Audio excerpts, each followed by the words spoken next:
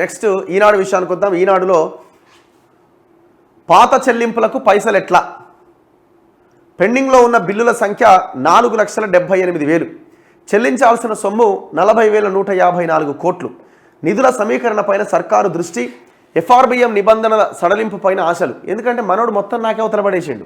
ఇప్పుడు 2023-24 ఈ పీరియడ్లో కూడా దాదాపు 50-60% నాకిండు, అప్పుడే అయిపోయింది. ఇప్పుడు దాదాపు పెండింగ్ బిల్లుల సంఖ్య మొన్న వీళ్ళు రిలీజ్ చేసిన వైట్ పేపర్లోనే చాలా క్లియర్గా ఉన్నది. 4,78,000 పెండింగ్ బిల్లులు రెడీగా ఉన్నాయట. వాళ్ళకి ఇవ్వాలి కాంట్రాక్టర్లకి.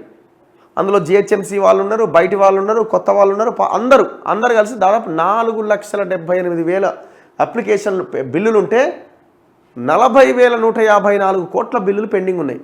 ఈ బిల్లులు ఏమి ఇప్పటికిప్పుడు వచ్చినాయి కావు, సంవత్సరాల తరబడి పెండింగ్లో ఉన్నాయి, చాలా ఉన్నాయి.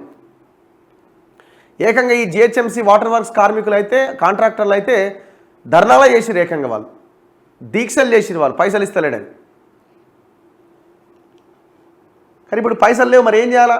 ఇప్పుడు వీళ్ళకి ఆప్షన్ అయితే మళ్ళీ అప్పు చేయడమా, అప్పు చేయాలంటే ఎఫ్ఆర్బిఎం పరిమితికి మించి ఆల్రెడీ అప్పులు తెచ్చేసే కార్పొరేషన్లు పెట్టిండు మన కేసీఆర్, అది అయిపోయింది. మరి ఎఫ్ఆర్బిఎం పరిమితిని సడలించాలి కొంచెం, మాకు ఇంకా అవకాశం లేదు అని కేంద్రాన్ని వీళ్ళు విజ్ఞప్తి చేసే అవకాశం ఉంది. ఇంకా అంతకు మించిన ఆప్షన్ లేదు. మరి ఉద్యోగులు, కాంట్రాక్టర్లు వివిధ పథకాలకు సంబంధించి చెల్లించాల్సిన బిల్లులకు నిధుల సమీకరణ పైన కొత్త ప్రభుత్వం దృష్టి సారించింది. అన్ని ప్రభుత్వ శాఖలవి కలిపి మొత్తం 4,78,168 బిల్లులు ఖజానాల్లో పెండింగ్లో ఉన్నాయి. వీటన్నింటికీ కలిపి 40,154 కోట్లు చెల్లించాల్సి ఉన్నది. నిధుల కొరత వల్ల వీటిలో కొన్ని బిల్లులు ఏడాదికి పైగా పెండింగ్లో ఉన్నట్లు ఆర్థిక శాఖ తాజాగా నివేదించింది. ప్రస్తుతం ప్రభుత్వానికి వస్తున్న ఆదాయంతో వీటన్నింటినీ ఇప్పటికిప్పుడు చెల్లించడం సాధ్యం కాదు. దీంతో నిధుల సమీకరణ మార్గాలపైన సర్కారు దృష్టి పెట్టింది. కేంద్ర ప్రభుత్వం ఎఫ్ఆర్బిఎం నిబంధనలను సడలిస్తే అదనంగా రుణాలు తీసుకునే అవకాశం ఉందని భావిస్తోంది. అసలు 4,78,000 బిల్లులు సుదీర్ఘకాలంగా ఎందుకు పెండింగ్లో ఉన్నాయన్న అంశంపైన శాఖల వారీగా వివరాలు సేకరిస్తోంది. మూడో త్రైమాసికానికి అంటే థర్డ్ క్వార్టర్ కూడా ఇవ్వలేదట.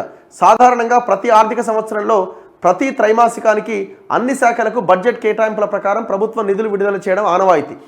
ఏప్రిల్ నుంచి జూన్ వరకు తొలి విడత, జూలై నుంచి సెప్టెంబర్ వరకు రెండో విడత, అక్టోబర్ నుంచి డిసెంబర్ వరకు మూడో విడత, జనవరి నుంచి మార్చి వరకు నాలుగో విడతలో నిధులు విడుదల చేస్తారు. ఇంకా ఆ మూడో విడతకు సంబంధించిన నిధులు ఇంతవరకు రిలీజ్ కాలేదట. నాలుగో విడతకు డబ్బుల కొరత ఉన్నదట. మరి ఏం చేసిండే? మరి 6,71,000 కోట్ల అప్ప అటే ఆడనే ఉన్నది, ఉన్న బడ్జెట్ ఆడనే ఉన్నది. మళ్ళీ రిజర్వ్ బ్యాంక్ నుంచి వేవ్స్ అండ్ మీన్స్ దాంతో ఓవర్ డ్రాఫ్ట్ల పేరుతో ఏ రోజుకి ఆ రోజు మళ్ళీ అప్పులు తెచ్చిండు. మళ్ళీ శ్వేతపత్రం ఏంది, శ్వేతపత్రం అని మళ్ళీ ఇంకో పేపర్ రిలీజ్ చేస్తారు. చూడండి ఎంత భయంకర. ఇప్పుడు వీళ్ళ మెగా కృష్ణారెడ్డి బిల్లులు పెండింగ్ ఉన్నాయి. మెగా కృష్ణారెడ్డివో ఇంకెవనో పెద్ద పెద్ద కాంట్రాక్టర్ల బిల్లులు పెండింగ్ ఏముండయి. మొత్తం ఈ బిల్లుల పెండింగ్ అంతా తెలంగాణ బిడ్డలు, తెలంగాణలో ఉన్న చిన్న చిన్న కాంట్రాక్టర్ల బిల్లులు మాత్రమే పెండింగ్లో ఉంటాయి.